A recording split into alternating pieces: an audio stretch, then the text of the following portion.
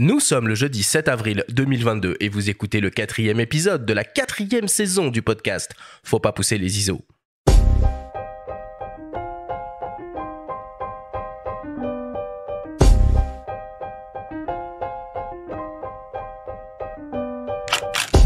Bonjour à tous, je suis Arthur Azoulay et je vous souhaite la bienvenue sur Faut pas pousser les ISO, le podcast entièrement dédié à l'image pour tous les passionnés de photos et de vidéos.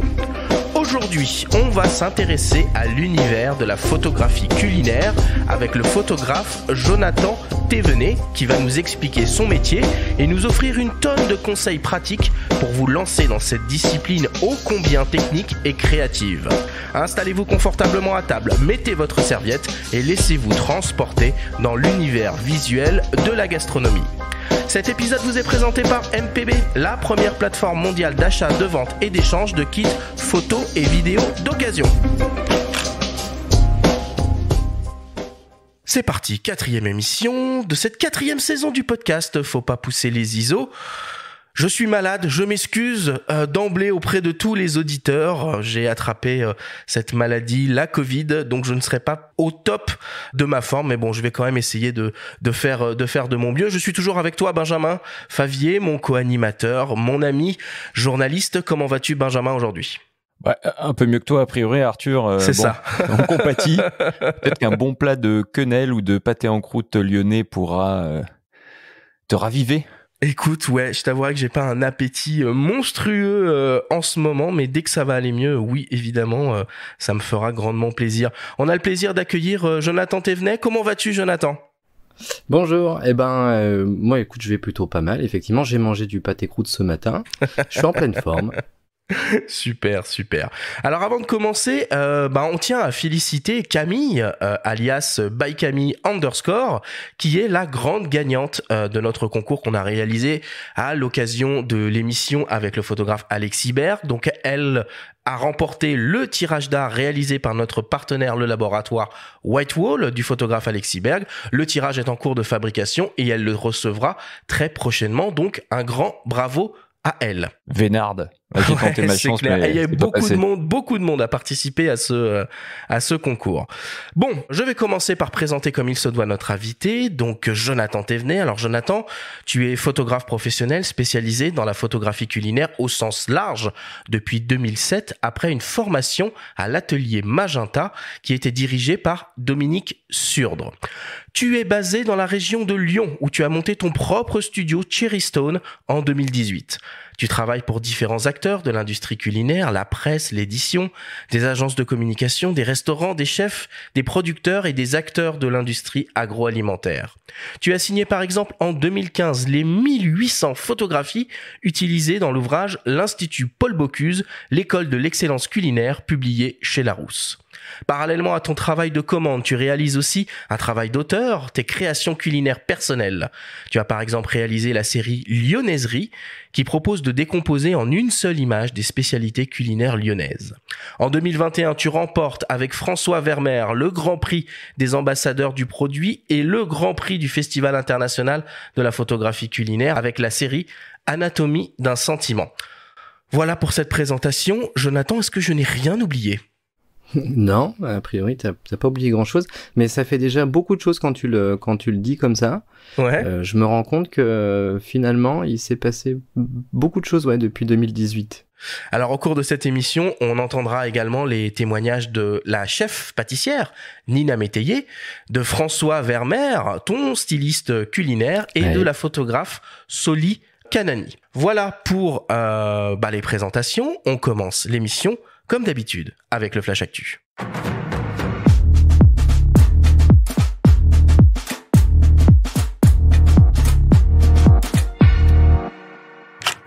Cette semaine, dans le Flash Actu, Sirui lance sa seconde optique anamorphique full frame.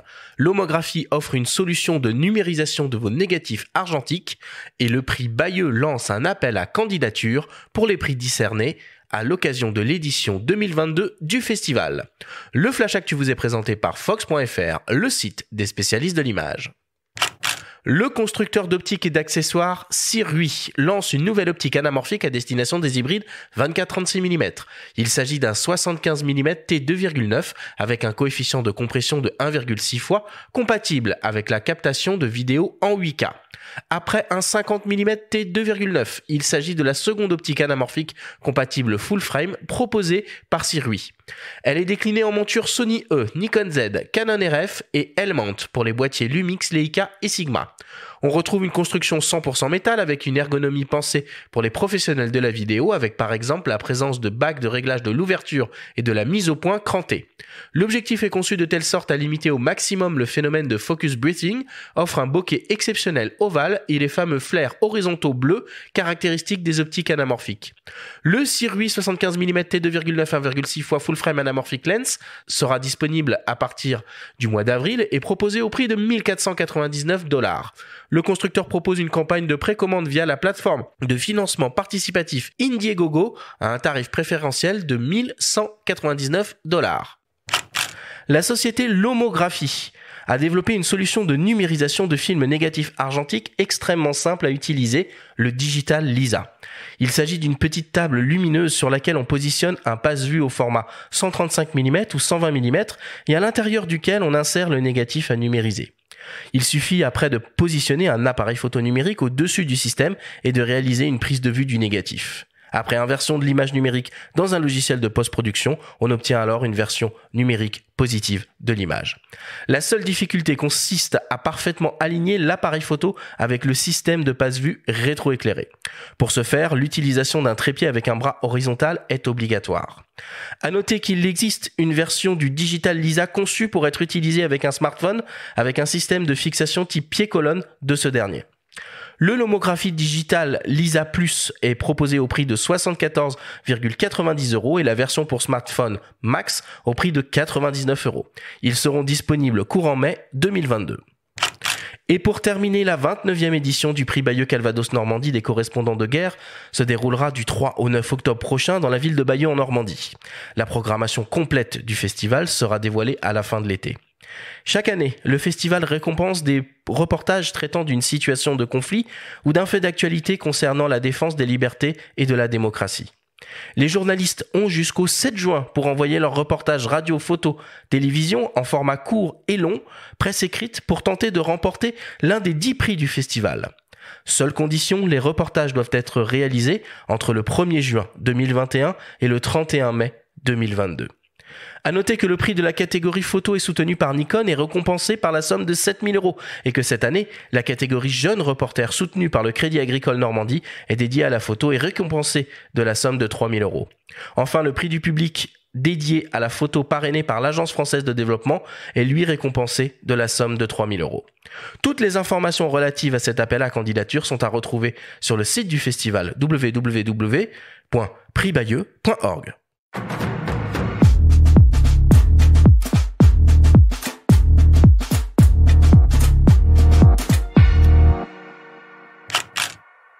Voilà pour l'actualité. Alors, on a beaucoup parlé d'objectifs anamorphiques depuis le début de cette saison. Et là, on voit des choses concrètes se profiler et à des tarifs relativement abordables, Benjamin. Ouais, c'est pas la première fois que Sirui, donc fabricant chinois, propose des optiques anamorphiques accessibles. J'en ai pas entendu que du bien d'utilisateurs de ce genre d'optique. Donc, il sera temps, peut-être à un moment, de se poser et de consacrer des contenus un petit peu plus longs et précis sur ces problématiques-là, d'autant que la vidéo anamorphique, on commence à en parler de plus en plus.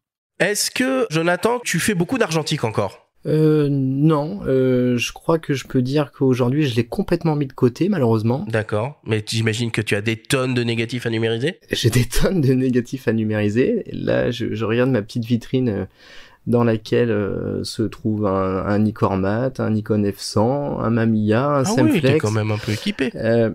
Ouais, non, je suis bien équipé, mais malheureusement, je trouve plus le temps de le faire. C'est dommage. C'est dommage. Mais aujourd'hui, je l'ai mis un peu de côté, ouais. Bon, en tout cas, c'est pas mal, hein, ce petit accessoire que propose l'homographie. Ça rappelle un peu ce que Nikon avait proposé. C'est à peu près le même principe, sauf qu'on avait la fonction d'inversion qui était directement embarquée dans le boîtier. Je trouve que c'est une belle initiative, c'est une belle solution pour pouvoir numériser à pas trop cher. Voilà, mais par contre, faut être patient. Il faut extrêmement bien positionner son boîtier au-dessus du système pour que ça fonctionne très bien. Benjamin, est-ce qu'il y a d'autres actualités que tu as repérées cette semaine que nous n'avons pas encore traitées aujourd'hui ? Peut-être que pour figurer sur les étagères chez Jonathan aux côtés d'un Nicormat, il pourrait participer à la vente aux enchères de Leica. Ah oui. Qui va proposer le numéro 105 du Leica série 0, qui a été un des appareils d'Oscar Barnack. Il va être proposé une vente aux enchères. Donc bon, ça va pas être très accessible, je pense, mais on peut toujours essayer de participer. Il y a une grosse partie de ces lots qui seront proposés à des associations caritatives en Autriche et en Allemagne. En général, c'est ce qu'ils font. Bon, il faut rappeler quand même que le dernier Leica série 0 était vendu aux enchères en 2018 à 2,4 millions d'euros. Donc, bon, broutille, Jonathan. Une paille. Et sinon, j'aimerais dire juste un mot. On a parlé de Bayeux, c'est important. C'est un festival, qui nous tient à cœur. On avait fait une belle émission spéciale l'année dernière. Avec tout ce qui se passe en ce moment, notamment le conflit en Ukraine, il fait guère de doute qu'il y aura beaucoup d'images qui seront inspirées par cette sombre période. Et je vous invite à nouveau à écouter les sonoramas d'Éric Bouvet qui était censé revenir là, puisqu'il va à Venezia, festival dont on est partenaire. Il va donner des masterclass. Au moment où il avait fait son sac, il était en train de repartir. Il a été contacté par une personne qu'il avait rencontrée en 2014, place Maïdan à Kiev, qui était dans le nord du pays, qui vient d'être quitté par les troupes russes. Qu'est-ce qu'il a fait ? Il a déballé son sac, il a rejoint l'armée ukrainienne et il a fait partie du premier convoi qui remonte vers le nord, comme des libérateurs, et qui ont été applaudis par la foule. Écoutez le numéro 24 de son sonorama. C'est vraiment, comme toujours, très touchant et au plus près de l'actualité. Voilà pour l'actualité. On passe à ta chronique hebdomadaire, Benjamin, à ta story. Cette semaine, tu nous parles d'une exposition inédite autour de la série Secrète de la grande photographe Françoise Huguier. La story vous est présentée par le laboratoire photo Whitewall.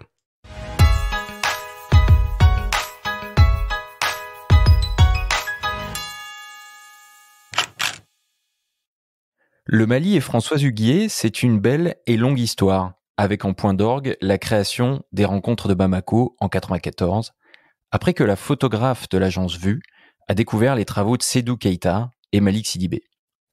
Pour la première fois, ces images sont mises en parallèle avec celles des deux grands portraitistes maliens, une initiative d'Olivier Sultan, directeur de la galerie parisienne Art Z, qui accueille cette exposition inédite.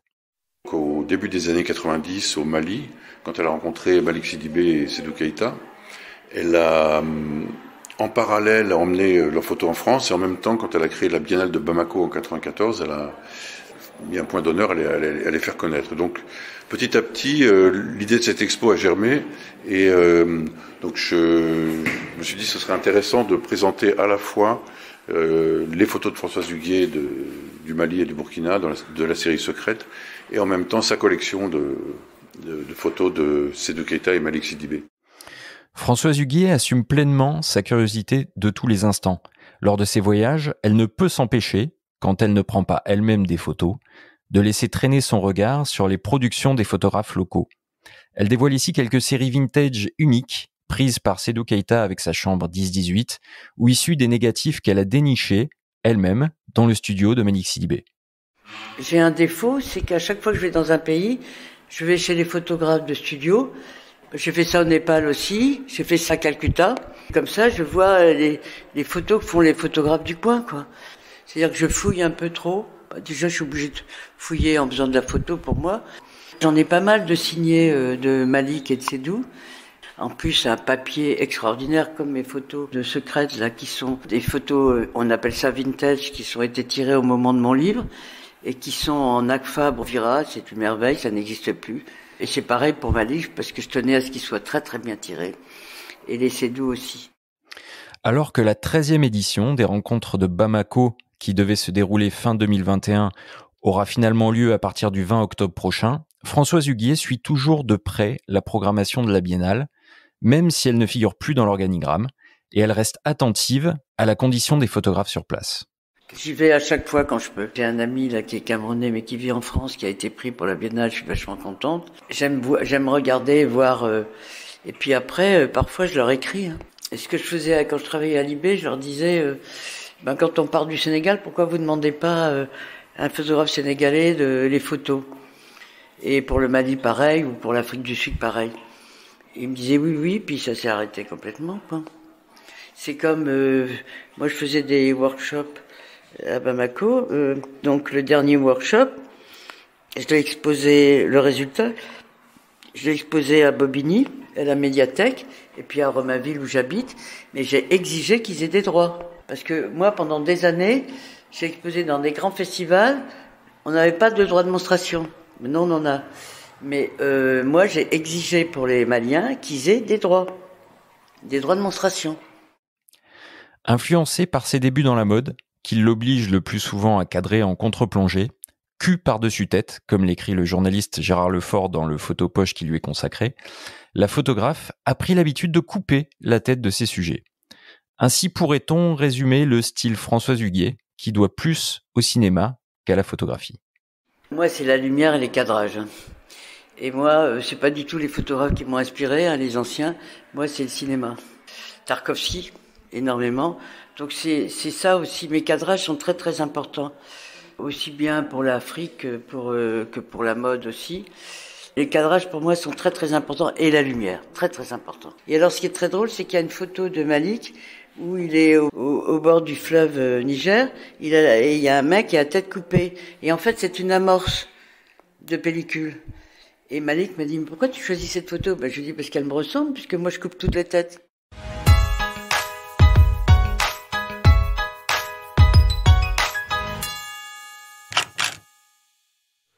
Benjamin, on peut la voir jusqu'à quelle date, cette exposition?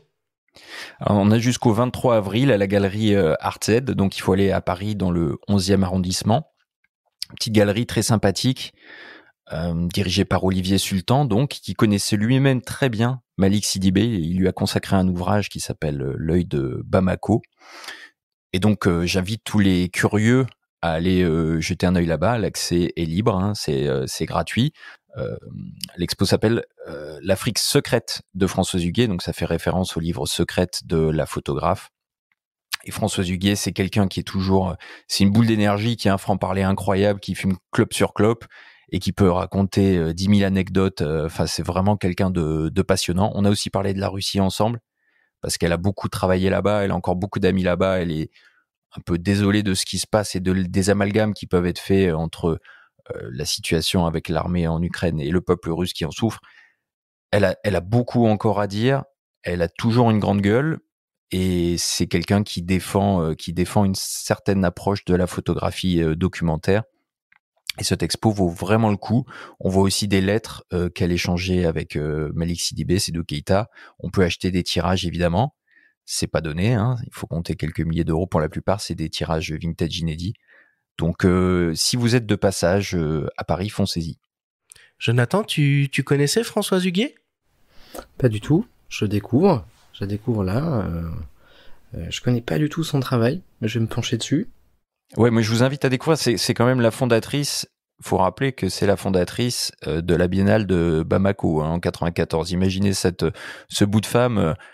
Membre de l'agence Vue, qui parcourt l'Afrique à la fin des années 80, qui découvre des œuvres incroyables, donc de Malik Sidibé, Sédou Keïta, qui sont désormais décédés, mais qui sont devenus d'illustres photographes. Il y a eu de très belles expos qui leur ont été consacrées, notamment au Grand Palais pour Sédou Keïta il y a quelques années. Et c'est elle qui a découvert tout ça, qui a créé ce grand événement. Et c'est une figure importante de la photographie française. Bon, merci Benjamin pour cette nouvelle story toujours aussi passionnante. Je vous propose qu'on fasse une petite respiration avant d'attaquer le grand débat de cette émission autour du métier de photographe culinaire avec Jonathan Thévenet. On revient dans quelques secondes après une courte publicité. Que vous soyez styliste culinaire ou photographe food, couvrez tous vos besoins en cuisine ou en salle et variez vos compositions avec la nouvelle ligne iSeries de Sigma. La ligne iSeries, ce sont 7 optiques fixes avec une construction haut de gamme couvrant les focales de 20 à 90 mm, une qualité d'image signée Sigma et des caractéristiques optiques premium 100% made in Japan. Reportages, portraits, top views ou prises de vue rapprochées, concentrez-vous sur votre histoire et vos mises en scène avec la ligne iSeries Sigma disponible dès maintenant chez votre revendeur. Disponible pour hybride plein format en monture Sony FE ou L-mount. Plus d'infos sur sigma-photo.fr.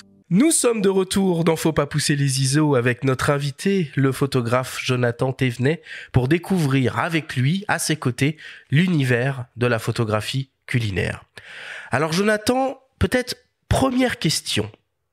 Est-ce qu'il faut être un bon cuisinier pour être un bon photographe culinaire ? Oui, je pense que oui. Alors déjà dans un premier temps, à mon avis, il faut plutôt être amateur de bonne chair. Il faut aimer manger, il faut aimer s'alimenter, il faut aimer cuisiner aussi. Oui, je pense que ça fait aussi un peu partie du truc, puisque dans ce métier quand même, ce qui est important, c'est de pouvoir échanger avec des chefs de cuisine, avec des chefs pâtissiers, avec des chefs de salle. Donc il faut connaître un petit peu les codes de ce monde-là, et donc du coup il faut se l'être un peu approprié personnellement, je pense. Donc ouais, mon avis, aimer cuisiner, c'est une base. Et est-ce que tu peux être végétarien et photographe culinaire à Lyon ? Voilà, ça complique un peu les choses. Bon, les choses sont quand même en train de bouger à Lyon, malgré tout. Et il y a de plus en plus de restos végétariens qui ouvrent. Non, mais il y en a pour tous les goûts, hein. C'est ça qui est chouette dans cette ville. Qu'est-ce qui te plaît tant dans la photographie culinaire ? Alors moi j'adore la photo culinaire, hein, évidemment, puisque c'est mon métier, mais j'adore aussi la photo globalement. Mais ce qui me plaît dedans, c'est arriver à sublimer un plat de chef, à sublimer un produit qui paraît complètement anodin. C'est surtout ça qui me plaît en fait. Et qu'est-ce que c'est la pâte Thévenet ? Comment tu résumerais ton travail ?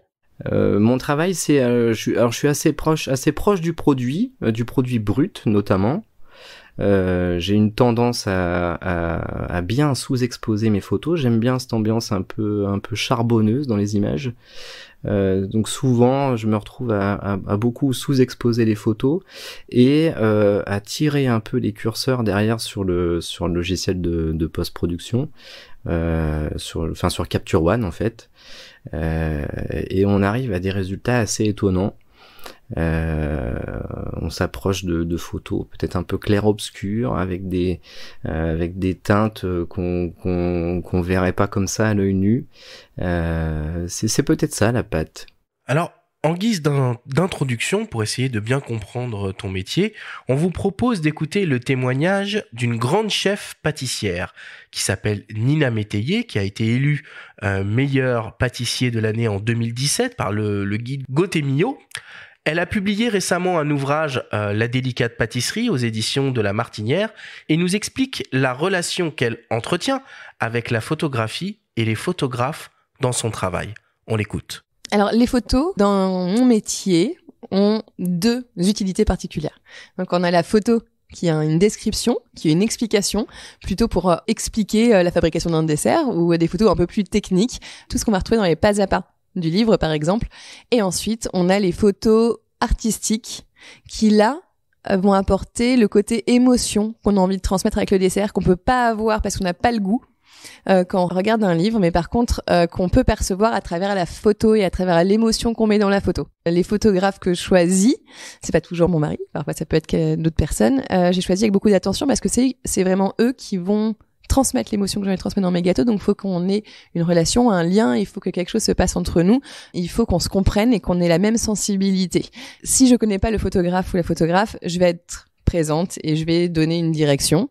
Et après, il y a une relation qui se crée. Donc, c'est vrai que parfois, je travaille avec Louise aussi, que je connais bien et qui me connaît bien mes desserts et comment je travaille. Donc après, on crée cette relation-là où elle va pouvoir elle-même prendre un peu plus d'initiative et un peu plus de direction artistique. Mais il faut d'abord cette relation. Moi, je trouve que c'est la lumière qui est le plus important et la texture pour qu'on ait envie de croquer, parce qu'il faut que ce soit gourmand, mais il faut que ça représente aussi la réalité. Donc, on a ce côté où il faut que ce soit bien fini.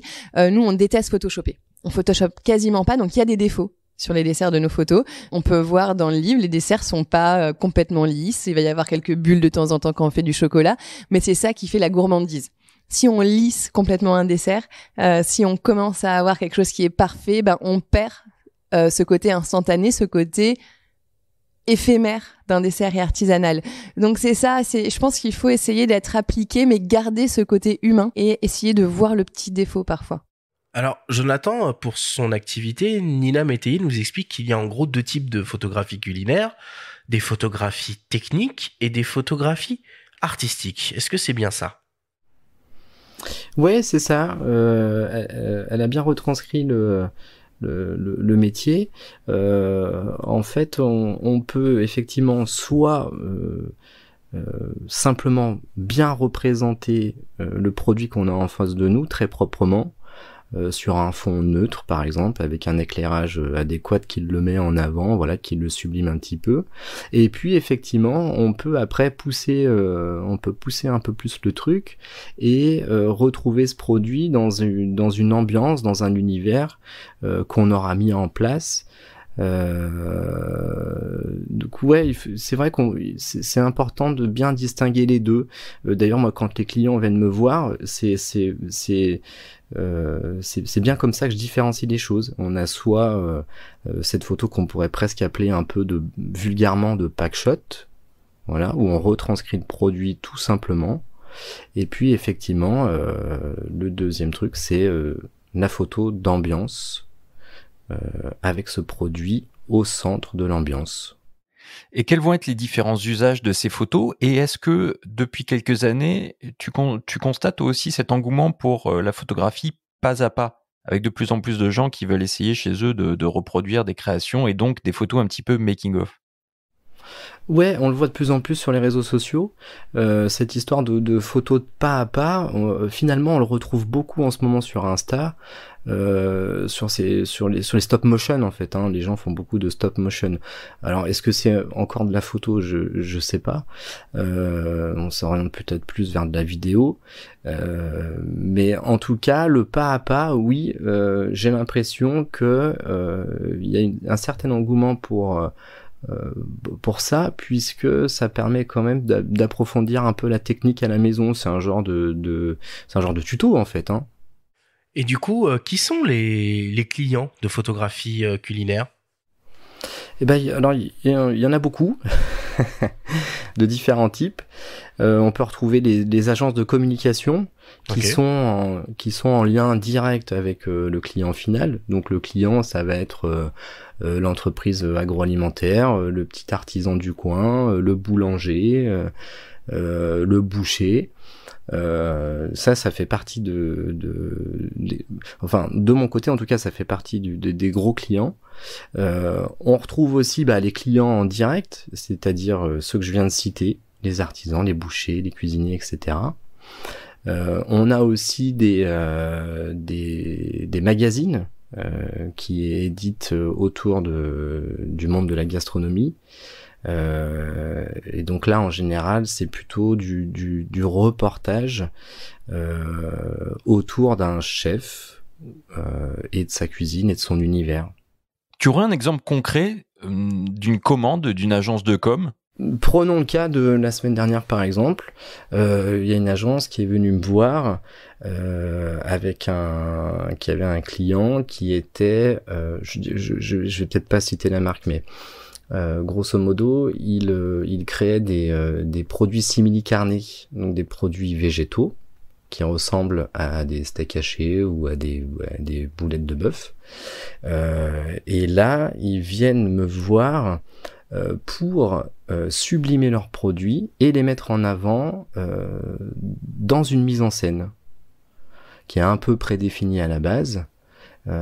Et ça va permettre en fait d'alimenter les réseaux sociaux, leur communication interne. Est-ce que la photo culinaire c'est considéré un peu comme un art ? Aujourd'hui, j'ai l'impression pas encore. J'ai l'impression qu'il y a encore pas mal de portes à pousser. Là, à mon sens, on est encore un peu aux prémices de ce que pourraient faire les photographes culinaires en termes artistiques. Alors moi, c'est quelque chose que j'essaye de développer de mon côté, en créant comme tu l'as dit en intro, mais en créant des séries.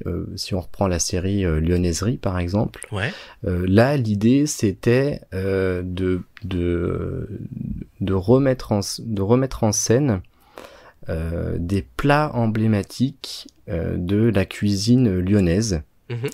Qui sont un peu oubliés, qui sont un peu à la marge aujourd'hui, et pourtant qui peuvent être absolument magnifiques en photo.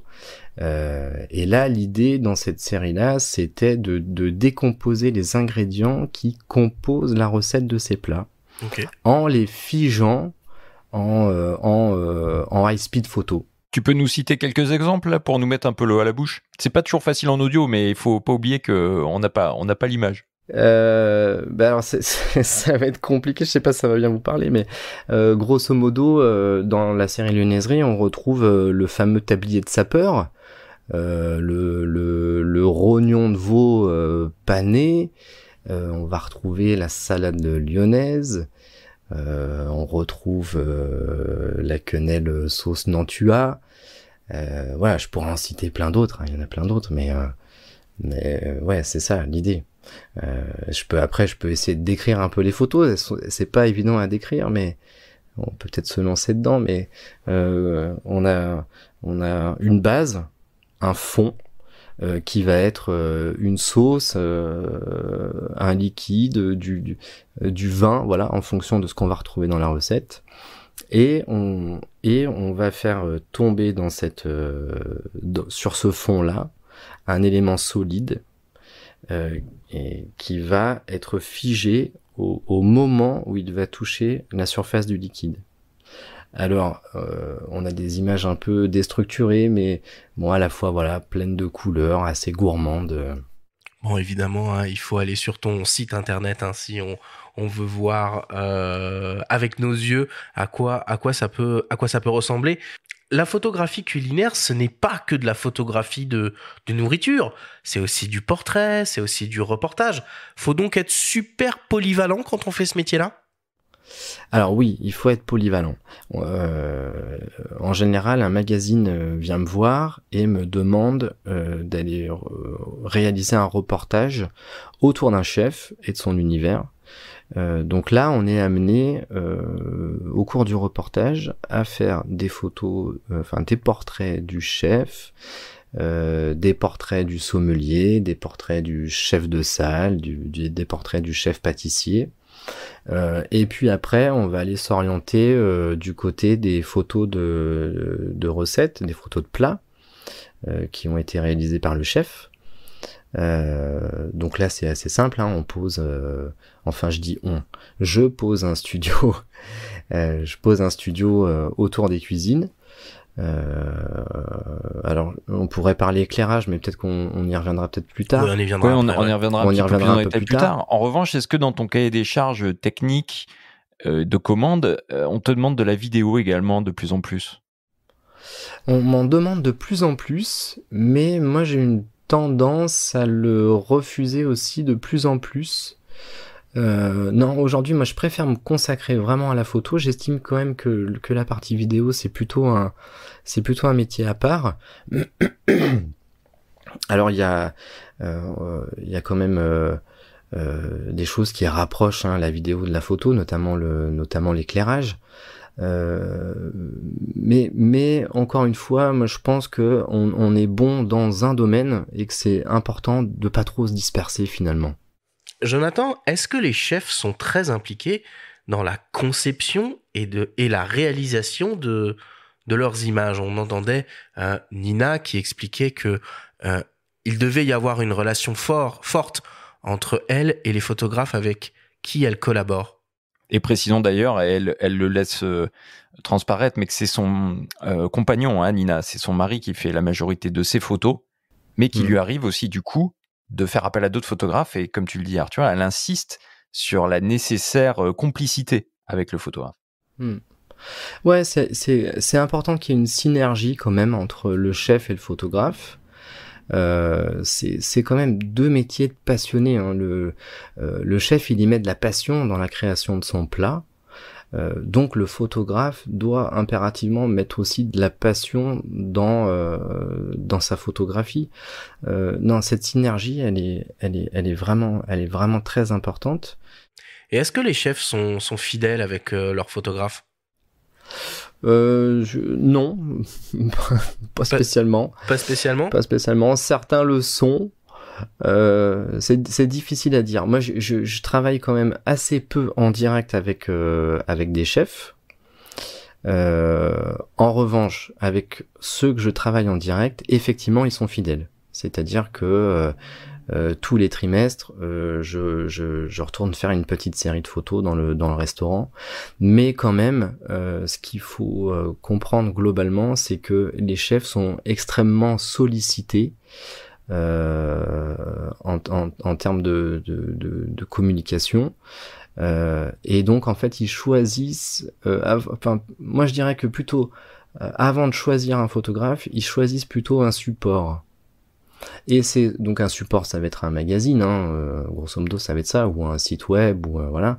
Mais en général c'est plutôt le magazine qui va choisir son photographe. Et là les magazines sont assez fidèles, ça c'est une bonne chose. Alors la photographie culinaire, c'est aussi souvent un travail d'équipe. Il y a le commanditaire, le photographe évidemment, un retoucheur, hein, si cette étape n'est pas réalisée par le photographe lui-même, et enfin un styliste culinaire. Nous avons rencontré François Vermeer, un styliste culinaire avec qui tu travailles souvent, Jonathan. Il nous explique son métier et son rôle. On l'écoute. Effectivement, styliste culinaire, on peut associer ça en fait. Souvent, on voit certains photographes qui appellent aussi ça des chefs ou des cuisiniers, parce qu'au final, ça reste aussi le cœur du métier, c'est-à-dire de faire une cuisine ou de reproduire une mise en scène culinaire, on va dire sans tout le côté gustatif qu'on peut avoir en restauration traditionnelle. Et donc, le boulot de styliste culinaire, c'est-à-dire c'est cuisiner de façon jolie, même des fois de façon à que ça ne soit joli que d'un seul point de vue, surtout en photo, un peu moins en tournage, mais là surtout en photo, et de pouvoir montrer un produit en particulier, une recette, un équipement des fois qui est mis en valeur grâce à un shooting. Alors Jonathan, sur un plateau, est-ce que c'est ta lumière qui doit s'adapter à la composition culinaire proposée par le styliste ou l'inverse? Les deux fonctionnent. Les deux fonctionnent. À mon avis, c'est plutôt encore une histoire de synergie entre les deux. Bon, en général, quand même, c'est le travail du photographe qui prédomine un petit peu. Donc, on va plutôt poser un éclairage en amont, apporter l'assiette ou le produit sur la prise de vue et rectifier un petit peu l'éclairage en fonction derrière. Mais globalement, quand même, ce qu'il faut imaginer, c'est que si on met en place un éclairage, c'est parce qu'on l'a voulu aussi, on a voulu retranscrire une certaine atmosphère dans l'image. Donc finalement, c'est presque un peu plus au styliste de s'adapter au photographe. Est-ce que tu gardes une marge de manœuvre quand même confortable, tu vois, quand tu bosses avec un chef étoilé qui va avoir ses desiderata et un styliste qui va aussi te donner quelques considérations? Est-ce que dans tout ça, tu arrives à conserver une marge de manœuvre en termes de créativité? Ouais, carrément. Moi, je m'adapte aussi, hein. Je suis pas... Enfin voilà, le but du jeu c'est quand même de s'adapter à tout ça. C'est-à-dire que j'écoute surtout beaucoup ce que me disent les chefs ou les stylistes. C'est quand même un travail commun. Si on veut que la photo soit réussie derrière, il faut impérativement que tout le monde ait pris parti à l'image et que tout le monde en soit content, ouais. Alors, est-ce que tu peux nous raconter un peu ce grand projet de livre sur lequel tu as travaillé pour l'Institut Paul Bocuse? On l'a évoqué dans l'introduction, et on a évoqué pas moins de 1800 photographies d'illustration. Ouais, 1800 photographies, ouais. Quand j'y pense, même c'est énorme. C'est dingue. C'est énorme. Ouais, c'est assez dingue. Alors, ce qu'il faut quand même dire, c'est que on était 2 photographes sur le projet et que je travaillais avec une autre photographe qui s'appelle Aurélie Jeannette et qui travaille pas très loin de Lyon ici.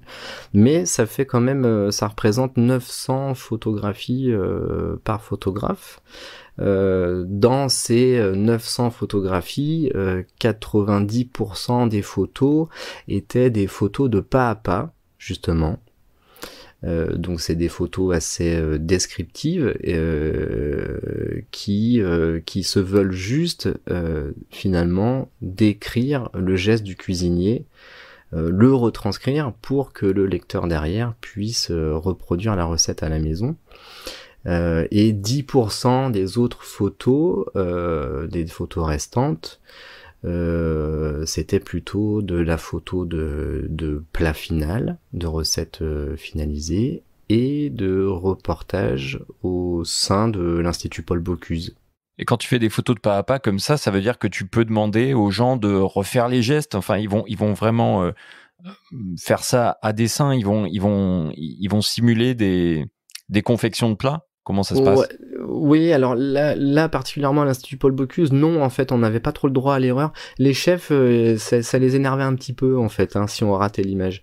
Ça veut dire que si on rate une image d'un pas à pas, bien souvent, il faut refaire le pas à pas totalement. Surtout qu'ils sont assez pointus, ils ont des exigences assez grandes sur le rendu du geste derrière.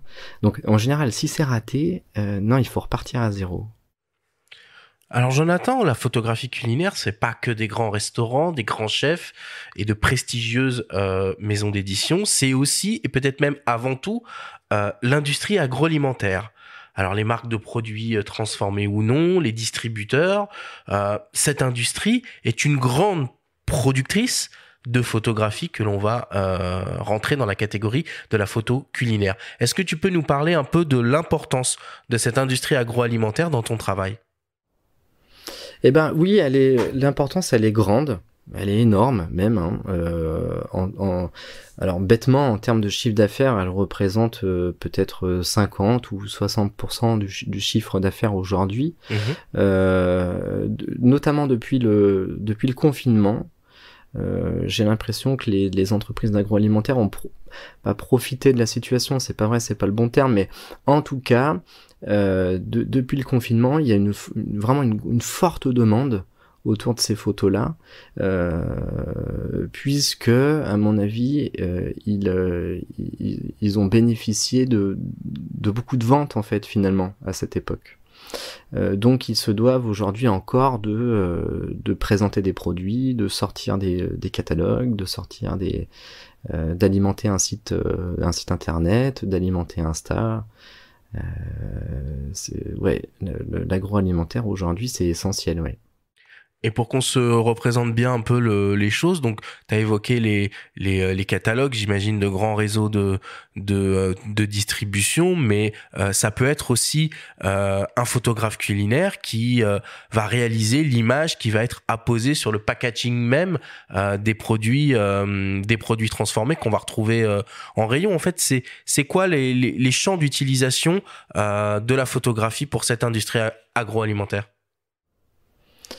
Bien c'est ça, tu l'as dit, c'est effectivement réaliser du packshot, produit. Donc si tu veux, le travail au quotidien, il marche comme ça. On reçoit des produits de la part de ce client. François Vermeer, le styliste, les cuisine dans un premier temps, les met en scène dans l'assiette, on les photographie.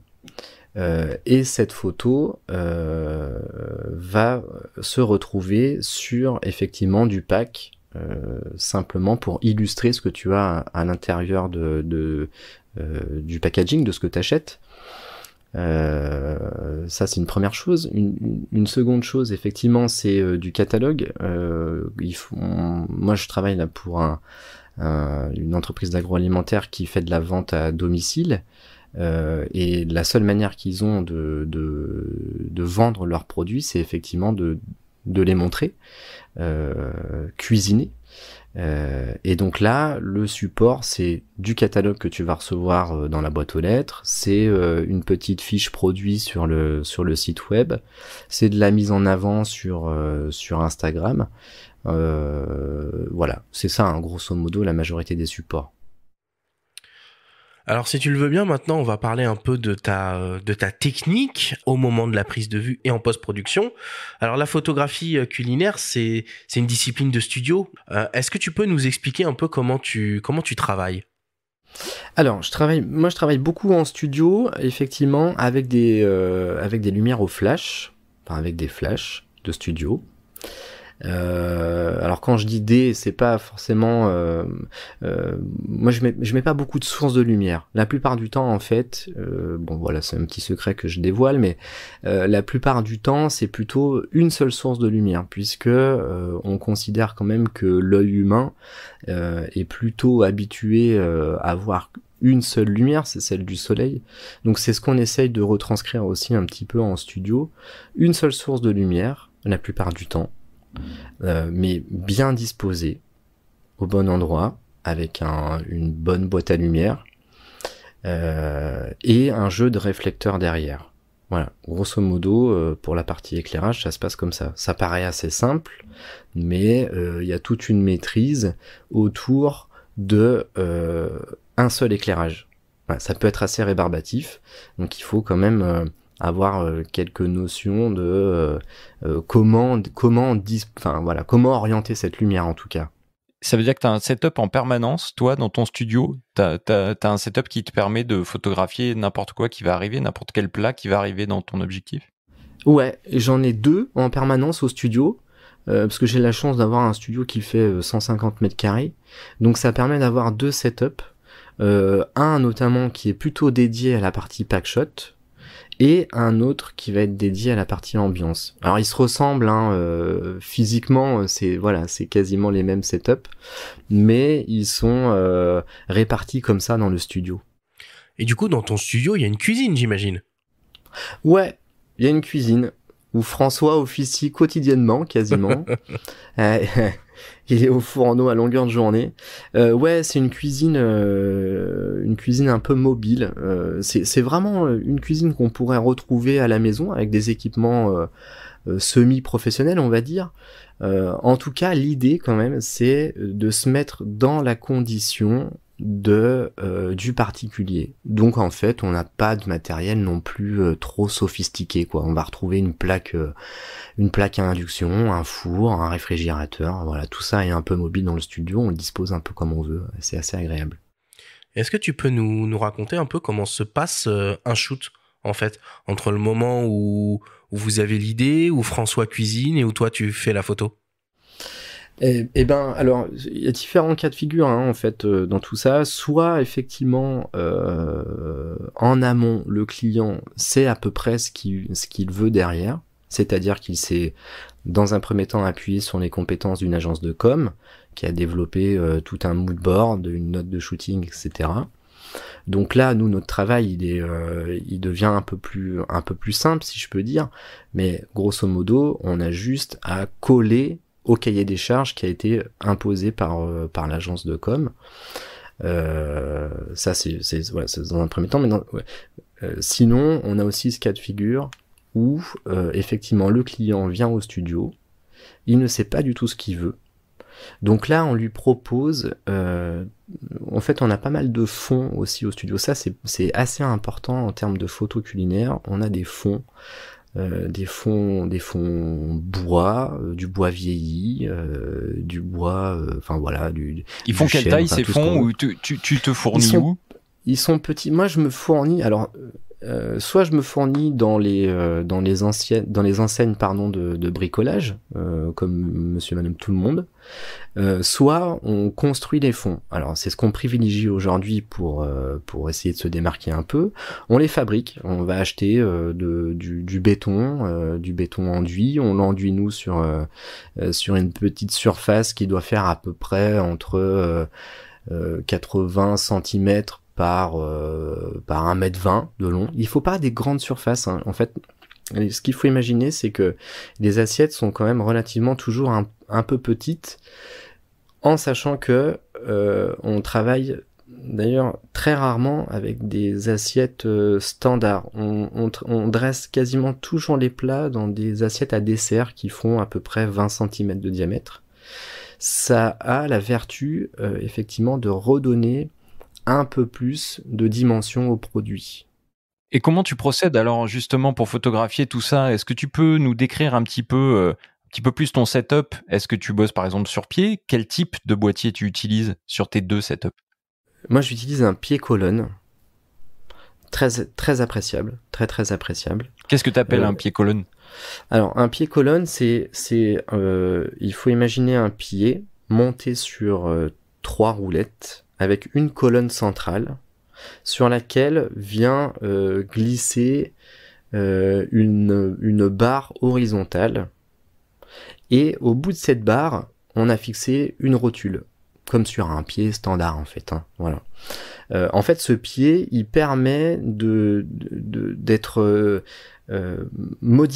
pas modifiable, mais en tout cas de pouvoir modifier le point de vue extrêmement rapidement. Voilà, grosso modo on dévisse une molette, on peut monter le pied de 1,50 m, 2 mètres en l'espace de quelques secondes.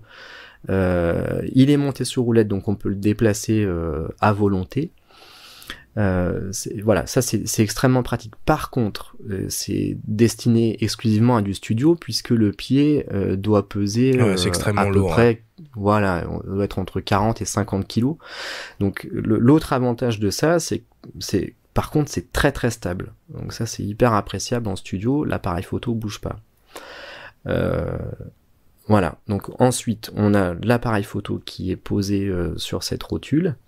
Et en termes d'appareil photo, aujourd'hui, en studio, moi, j'utilise essentiellement un Sony Alpha 7 R3 qui est monté sur une chambre Cambo Actus, et donc qui permet des décentrements d'objectifs et des bascules, notamment du corps avant. Donc ça permet soit effectivement de récupérer de la netteté sur n'importe quel plan, soit de créer du flou. Et ça c'est intéressant aussi. Et tu privilégies le plein format, tu vas pas sur le moyen format?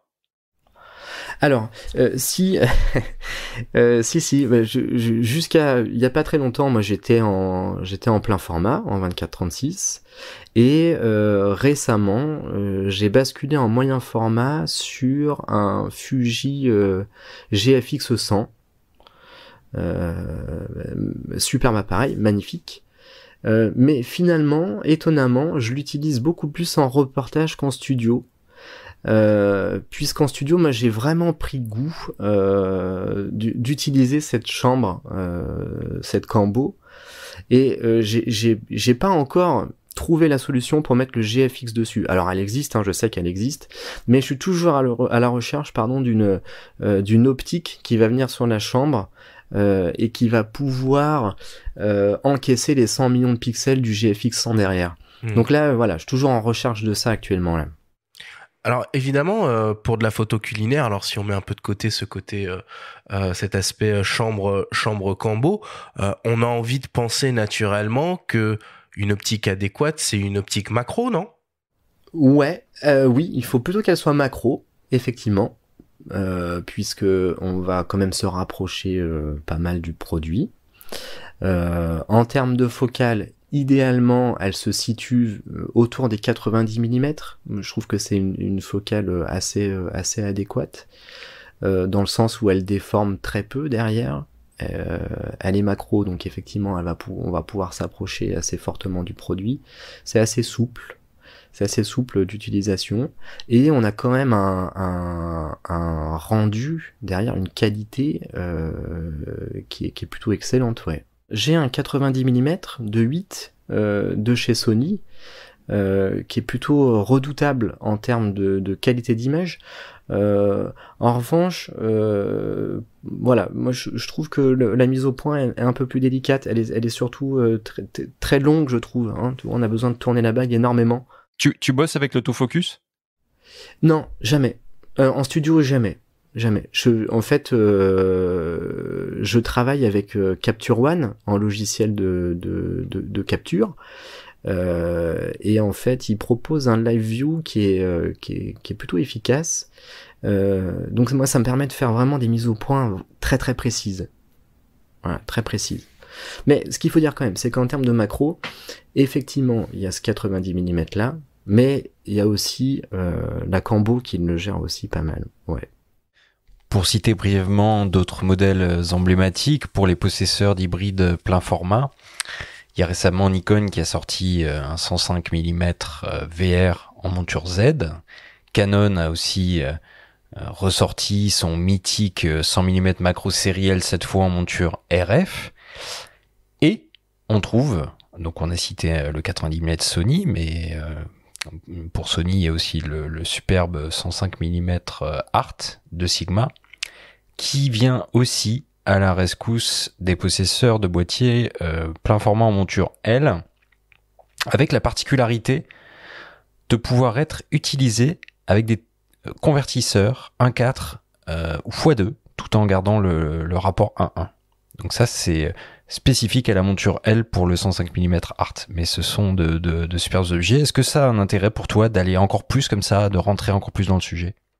Ça peut arriver, ouais. Moi, je me suis amusé à le faire sur des fruits à coque, enfin des noisettes, des noix pour aller chercher du gros plan. Le rapport 1-1, il est bien. Je dirais même que c'est presque voilà, c'est le minimum qu'on attend d'une optique macro, quoi, finalement. Si on veut rentrer un peu dans la matière, c'est ce rapport de reproduction là qu'il nous faut, ouais.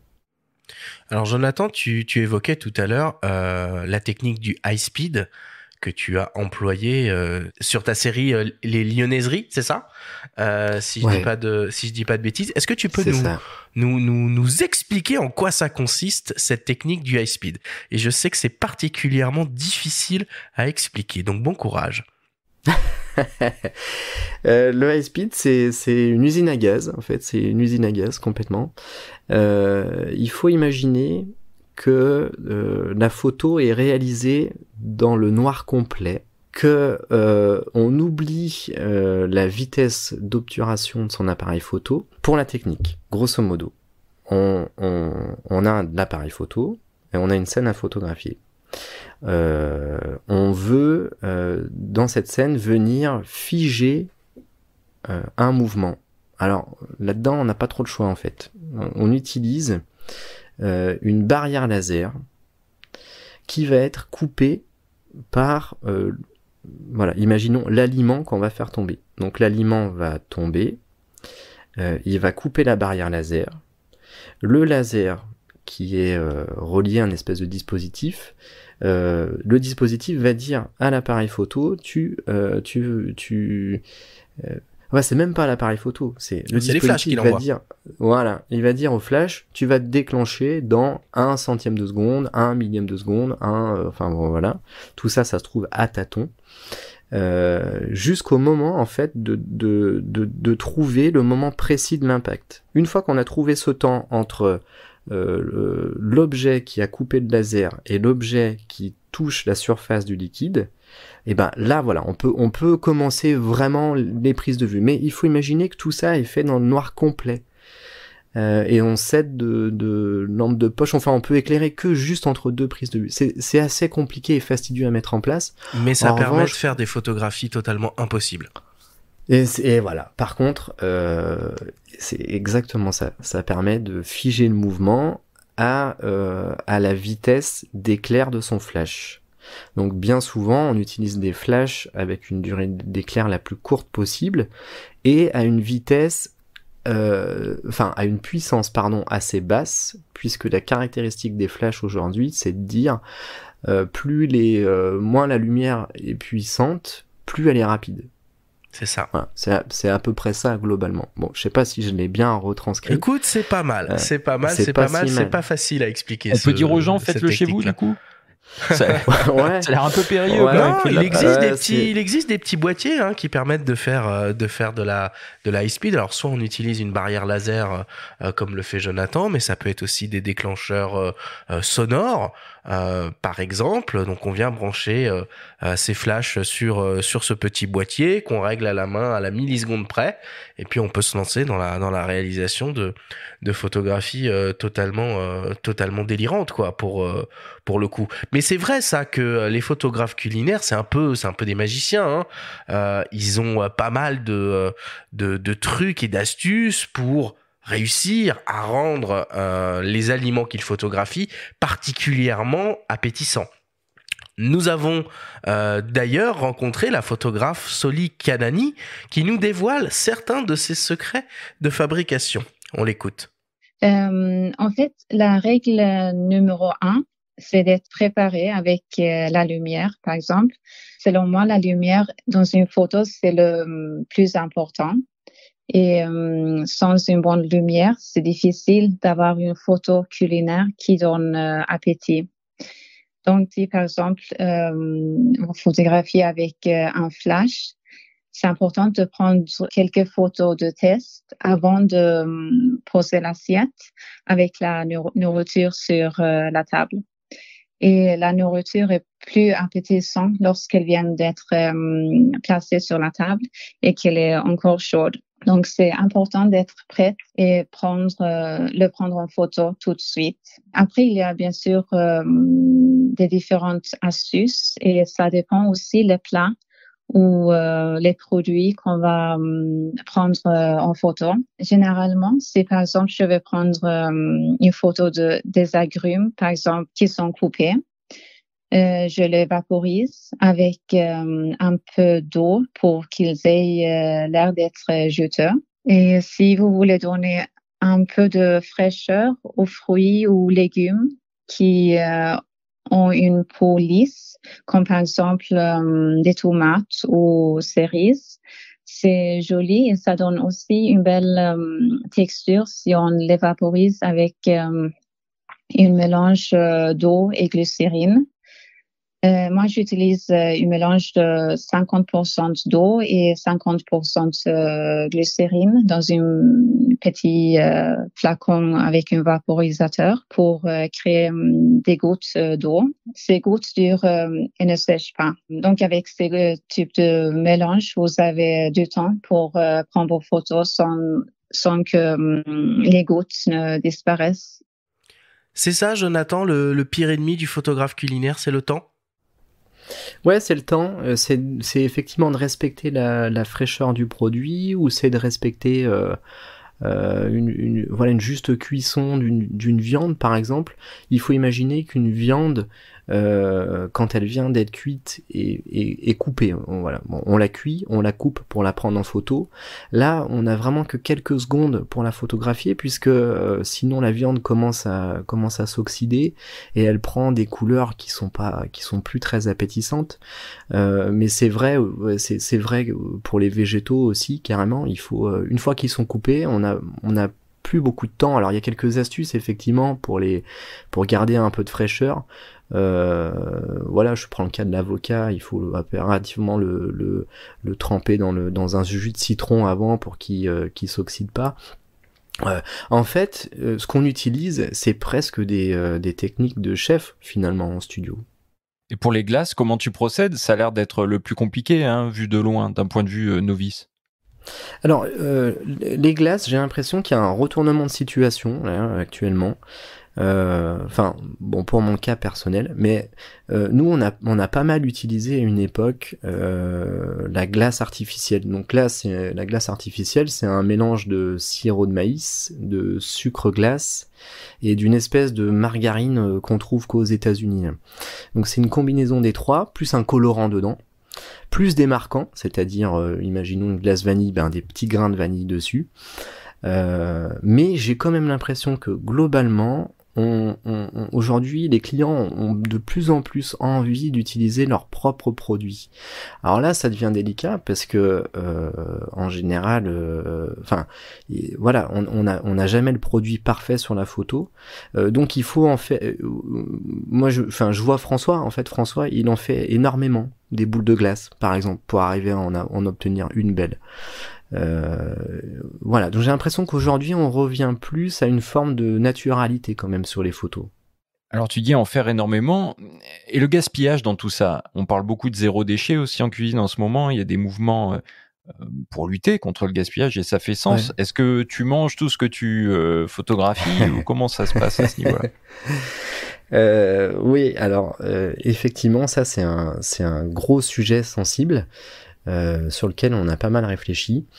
Donc effectivement, nous au quotidien, on se nourrit avec les produits qu'on photographie le plus possible. On a la chance en plus au studio d'être entouré d'autres entreprises qui bénéficient aussi de ce qu'on cuisine. Et on a noué un partenariat depuis 2 ans maintenant avec les Restos du Cœur, ce qui fait que tout ce qui reste dans les congélateurs, on a pas mal de produits congelés. Voilà, ils sont récupérés par les Restos du Cœur et redistribués après derrière. Mais ça a été compliqué puisque les banques alimentaires voulaient pas récupérer nos produits. Puisqu'évidemment on n'avait pas de certification de chaîne du froid. Mais voilà, on a trouvé des normes sanitaires. Il y a beaucoup de restaurateurs qui sont obligés de jeter certaines viennoiseries ou certains produits, et ils peuvent pas les donner pour ces raisons-là d'ailleurs. Non, il reste quand même énormément de gaspillage encore, oui. Jonathan, j'aimerais qu'on parle un peu de la partie post-production de ton travail. Est-ce que c'est toi qui fais la retouche de tes images? Quelle part ça prend dans tes activités? Oui, c'est moi qui gère la post-prod. J'ai jamais fait appel à un retoucheur. Je réfléchis, mais je crois que ça m'est absolument jamais arrivé. Moi, ça me permet d'avoir un contrôle absolu sur les photos. D'autant plus que c'est une partie que j'apprécie. Je fais la retouche sur comme 95% des photographes, je pense, sur Photoshop.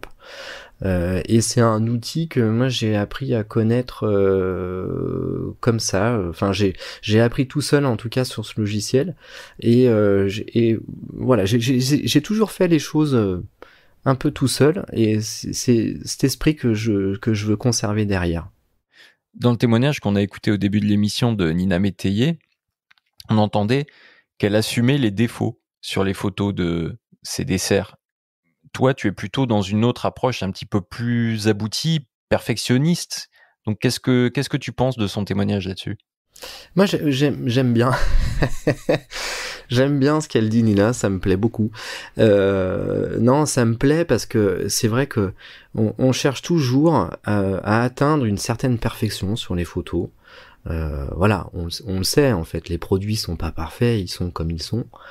Donc je trouve que c'est vrai qu'effectivement aujourd'hui on a plutôt tendance à vouloir retoucher à outrance.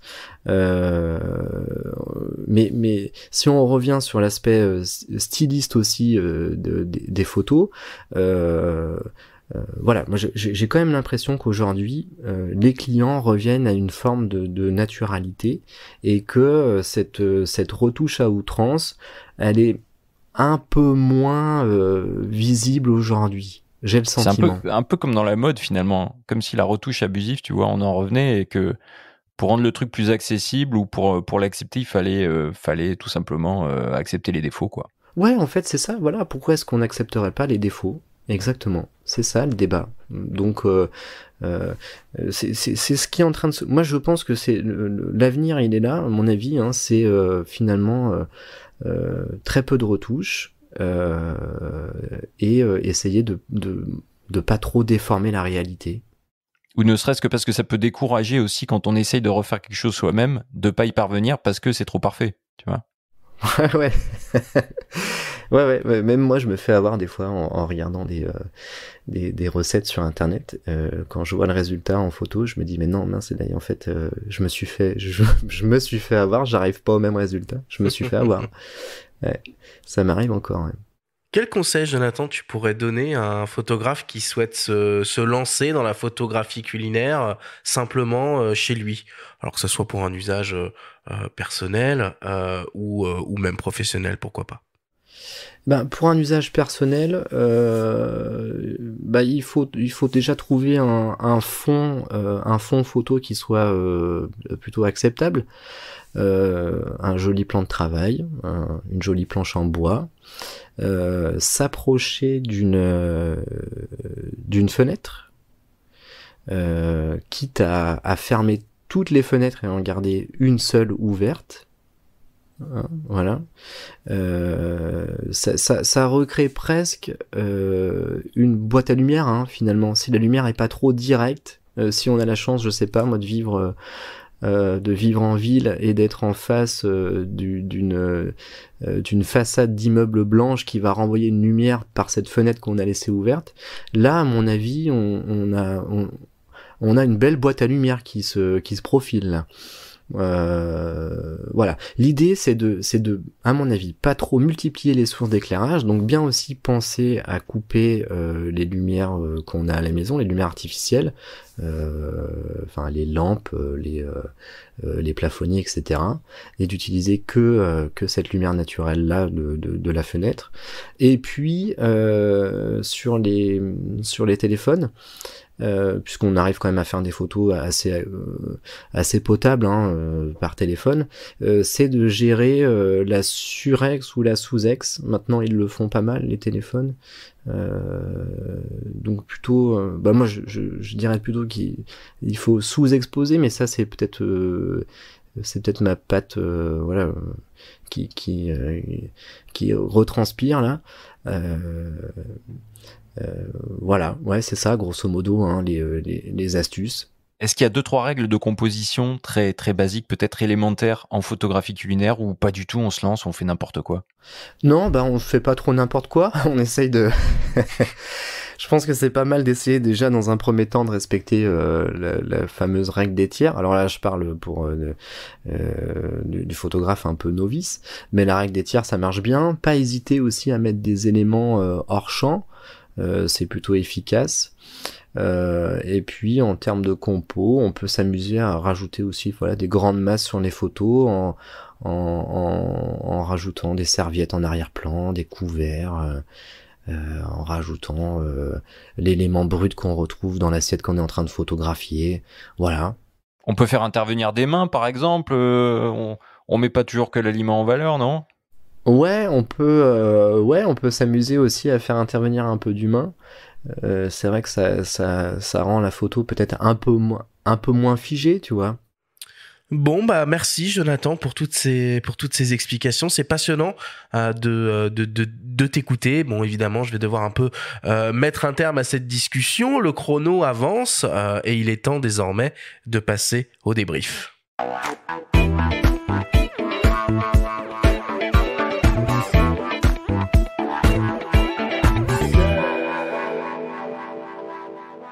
Nous sommes toujours avec le photographe Jonathan Thévenet pour parler de la photographie culinaire. Jonathan, si on devait essayer de résumer, de synthétiser tout ce que l'on s'est dit pendant cette émission, qu'est-ce qu'il faudrait retenir? Peut-être, pour commencer, est-ce que tu peux nous présenter le métier de photographe culinaire? Le métier de photographe culinaire, c'est aimer la cuisine, aimer la photo. C'est connaître les codes de l'endroit où on va se trouver, connaître les codes de la restauration, connaître les codes des chefs cuisiniers, des chefs pâtissiers. C'est aussi savoir composer, cadrer, mais comme une photo plus généraliste, en fait. C'est exactement ça. Moi, la formation, ma formation de base, c'est plutôt la photographie généraliste que j'ai appliquée à la photo culinaire. Voilà, c'est connaître toutes ces bases-là. C'est savoir retoucher un peu ces images tout seul. C'est savoir. Ouais, non, on va s'arrêter là. C'est pas mal. Là. C'est une bonne situation, photographe culinaire. Tu manges à l'œil, non ? Tu manges à l'œil déjà. Ça, c'est chouette. Tu fais des jolies tables. Non, c'est une belle situation. Mais voilà, comme chez tous les photographes, je pense. Il y a quand même des moments qui sont très difficiles. Le moment du démarrage est très compliqué. On a envie parfois d'abandonner. Non, faut s'accrocher vraiment fort et ça devient vraiment chouette. Et toi, Jonathan, on t'identifie pas mal à Lyon, finalement, là où tu es. Est-ce que tu peux dépasser le rayonnement régional et avoir un rayonnement international en tant que photographe culinaire ? Ouais, ça pourrait être le cas. Après, moi, c'est pas une volonté. Je le mets pas spécialement en avant, en tout cas, dans mes recherches de clients. Voilà, non, j'ai la chance d'être ici à Lyon, dans un bassin assez dynamique. Finalement, il y a assez de travail, en tout cas, dans la région Rhône-Alpes. Mais ça m'empêche pas quand même de temps en temps de monter sur Paris, Nantes, Marseille. Voilà. Non, je rayonne un peu quand même sur toute la France, mais l'essentiel de l'activité est quand même basé ici à Lyon. Ouais. Qui sont les clients de la photographie culinaire ? Alors, les clients de la photographie culinaire, ce sont des agences de communication qui sont spécialisées ou pas d'ailleurs dans le monde de la gastronomie. Ce sont des artisans, ce sont des chefs, ce sont des boulangers, des bouchers. Ce sont aussi des entreprises d'agroalimentaire qui ont besoin de mettre en avant leurs produits via les photos. Il n'y a pas des magazines aussi, on n'en a pas cité d'ailleurs pendant l'émission, peut-être en donner 2 ou 3. Et les magazines, ouais, on peut citer Art et Gastronomie, qui a un rayonnement régional et national, bien que le national soit pour l'instant, je crois, un peu en stand-by. On a aussi un autre magazine qui s'appelle Chef-d'œuvre, qui vient aussi de se monter sur la région lyonnaise. Pourquoi est-ce que la photographie culinaire se pratique très souvent en studio ? Eh bien, puisque on a quand même besoin d'un endroit pour cuisiner, donc ça se fait quand même plutôt en intérieur, hein, si je dis pas de bêtises.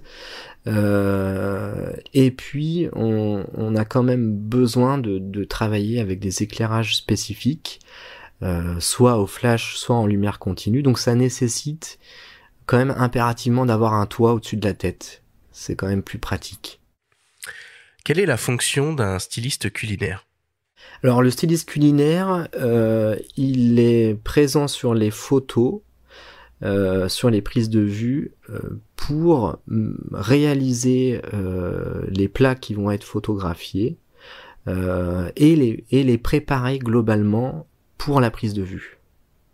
Donc, le styliste a finalement quasiment une formation de cuisinier. Il doit avoir ces compétences-là pour mettre en avant le produit, oui. Quel est le matériel nécessaire pour faire de la photographie culinaire ? Alors, il faut une cuisine équipée, c'est la base. Ensuite, il faut un appareil photo sur lequel on viendra adjoindre une optique macro, avec une focale autour des 80-90 mm. Il faut avoir un peu d'éclairage, donc c'est-à-dire soit des flashs, soit de la lumière continue, quelques modeleurs, des boîtes à lumière, bol beauté, des réflecteurs. Et il faut avoir des tréteaux, je dis ça parce qu'on travaille encore avec des tréteaux, mais des tréteaux et un plan de travail sur lequel on va pouvoir poser un fond et poser nos assiettes sur ce fond. Et tu parlais du pied à colonne dans l'émission, il faut absolument un pied, on peut pas bosser à main levée. C'est quoi d'ailleurs les ISO ? Tu les pousses jusqu'où toi ? Au maximum. Alors... Pas trop, j'espère. Alors en reportage, ça va très très haut, ça va fort. En reportage, ça avoisine souvent les 1600 ou les 3200 ISO parce que les lumières dans les cuisines sont souvent assez faibles et assez blafardes. En revanche, en studio, on ne dépasse jamais les 100 ISO, jamais. Voilà, puisqu'on a la chance d'avoir des flashs derrière qui balancent assez de lumière. Donc on cherche toujours la qualité maximale en studio. Jonathan, comment on peut faire pour se lancer dans la photographie culinaire et décrocher ses premiers contrats ? Eh ben, si je prends mon cas personnel, puisque en fait, avant de faire de la photo culinaire, j'ai quand même fait pas mal de photos plus généralistes. J'ai fait de la photo événementielle, de portraits, etc. Passé un certain temps, j'ai annoncé à mes clients que j'arrêtais de faire ces photos-là. Et j'ai consacré 3 mois de mon temps à cuisiner et à photographier ce que je cuisinais. Donc peut-être que la clé c'est ça, c'est de se lancer corps et âme dans la cuisine, en n'oubliant pas la photo évidemment derrière. Mais peut-être que la base c'est ça, ouais, c'est de se lancer dans la cuisine et de s'accrocher. Et après faut s'acharner puisque ça pousse derrière. Il y a du monde qui veut devenir photographe culinaire. Et il faut faire son petit trou. Ça prend énormément de temps et d'abnégation. Merci beaucoup Jonathan pour toutes tes explications. Merci.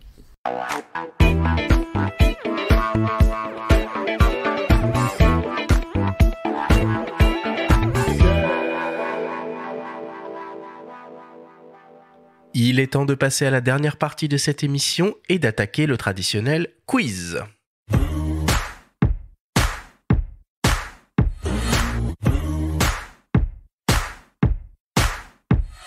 Le principe du quiz est très simple. Nous avons reçu des questions de la part de nos auditeurs qu'ils t'ont posées via notre compte Instagram, en lien ou non avec le sujet de cette émission. Nous en avons sélectionné quelques-unes et tu vas avoir seulement 30 secondes et pas une de plus pour tenter d'y répondre le plus clairement possible. Jonathan, as-tu bien compris la consigne ? Oui. Alors c'est parti, première question qui nous vient d'un dénommé Nono_photo. Cette personne se demande, qu'est-ce qui est le plus difficile à photographier comme plat ? Une soupe. Pourquoi ? C'est l'enfer, une soupe. Il y a des soupes froides. Une soupe froide, un gazpacho éventuellement, pourquoi pas. Non, une soupe c'est très compliqué, c'est très plat, c'est liquide, ça se tient pas, les couleurs sont pas forcément très excitantes. Et puis j'aime pas ça. C'est bon quand même, une bonne soupe de temps en temps, ça fait plaisir moi je trouve. Mais bon, pourquoi pas. Deuxième question, qui nous vient d'un dénommé Love Photo Studio 93. Cette personne se demande, pour éclairer de la nourriture, il vaut mieux travailler au flash ou avec de la lumière continue en LED ou tungstène ? Là, j'aurais tendance à dire peu importe. Finalement, peu importe. C'est pas important. Ce qu'il faut, c'est surtout trouver un joli modeleur devant la lumière. C'est le plus important. Sachant que toi, t'es plutôt de la team une seule source. Moi, je suis le team une seule source et au flash, puisque le flash, ça a quand même une tendance à figer un peu les mouvements. Très clair, merci beaucoup. Troisième question qui nous vient d'une dénommée Suzanne78. Suzanne se demande, quelques conseils à donner pour faire des photos de plats au smartphone qui soient instagrammables ? Eh bien, il faut se rapprocher impérativement d'une fenêtre. Si on n'a pas d'éclairage à la maison, on se rapproche d'une fenêtre en fermant les volets des autres fenêtres. Et là, on obtient quand même un éclairage plutôt efficace. Et puis après, une belle mise au point, on tremble pas, on sous-expose un petit peu, et puis ça devrait marcher. Merci pour ces petits conseils instagrammables. Et enfin, pour terminer, dernière question, une question signée par mes soins, une question qui tue. Mon Big Mac ne ressemble absolument pas à la photo. C'est pas possible. Ça m'étonnerait. Tu veux dire qu'il y a un photographe culinaire qui est passé là, derrière, après ça ? Non mais c'est vrai, des fois l'écart entre le visuel qu'on te vend et la réalité de ce que t'achètes est quand même assez violent, quoi. Ouais, c'est violent. Bah, on s'éloigne de cette naturalité dont on parlait tout à l'heure. Et n'oublie pas que c'est souvent marqué sous ces photos-là, suggestion de présentation. Photo non contractuelle. Merci beaucoup, Jonathan.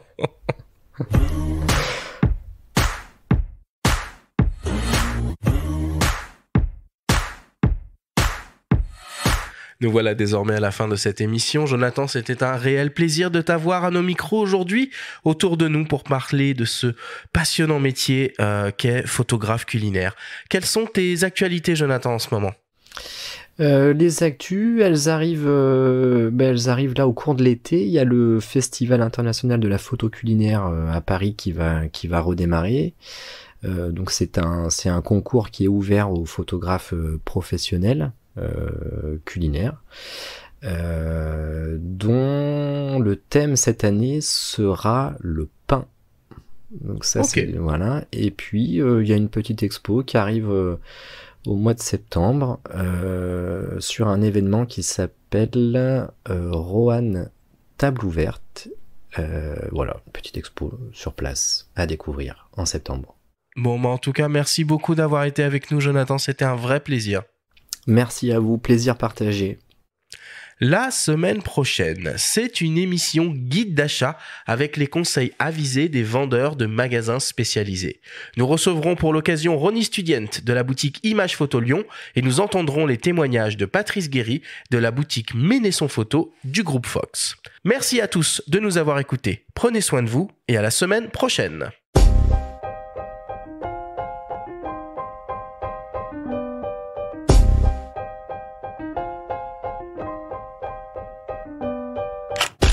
C'était Faut pas pousser les ISO, le podcast entièrement dédié à l'image pour tous les passionnés de photos et de vidéos. Toutes les semaines, retrouvez Arthur Azoulay, Benjamin Favier et leurs invités pour parler de sujets bathos, techniques et inspiration. Cet épisode vous a été présenté par MPB, la plateforme mondiale d'achat, de vente, d'échange de kits photos et vidéos d'occasion. Abonnez-vous à notre chaîne et retrouvez l'intégralité de nos émissions depuis toutes les plateformes comme Spotify, Apple Podcasts, Google Podcasts, Deezer, Amazon Music et YouTube. Rendez-vous jeudi prochain pour un nouvel épisode. D'ici là, faites de la photo et n'oubliez pas, faut pas pousser les ISO.